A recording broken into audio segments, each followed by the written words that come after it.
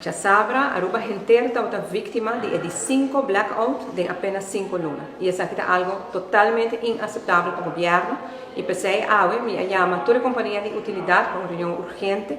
Da UTT Web, Elmar Utilities, e junto com o colega ministro Glamber Cruz, nós expressamos em nome do governo e mal contento da situação aqui na e que é totalmente inaceitável. Nós a explicação no web, nós lemos o relato também, nós compreendemos que o web está passando de um período de transição, de baixo de equipo na bio para equipo na novo, que é um dos projetos mais grandes que o web chega a atender e que está aqui por bem com risco. Tudo isso nós podemos compreender. Pero 5 blackout de 5 lunas não está risco mais. E aí é algo que nós temos que pôr de maneira que está inaceitável e assim nós expressar. Nós a compreender que o plano que vai agora encaminhar agora para evitar que o resto do período de transição lo persigue 5 tem eventualidade e 5 tem blackout.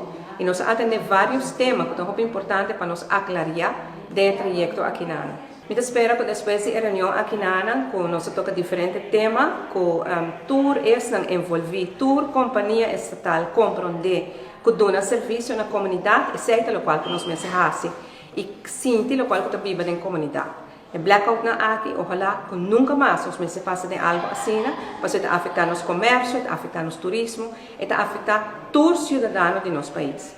Ademais, o papel também de meta que o governo tem, meta para cumprir para a transição de energia em geral, para uma energia mais sustentável e mais limpa e mais confiável, para assim nós podemos chegar na pressa de água corrente mais boa e que nós cumprir também com a colaboração assim internacionalmente de terreno aqui. Me considerar aqui, me espera como por considerar que aqui nós a papel claro com outro e que me expect de tudo estão envolvidos, nós se percurar para tipo de coisa aqui não passa nunca mais.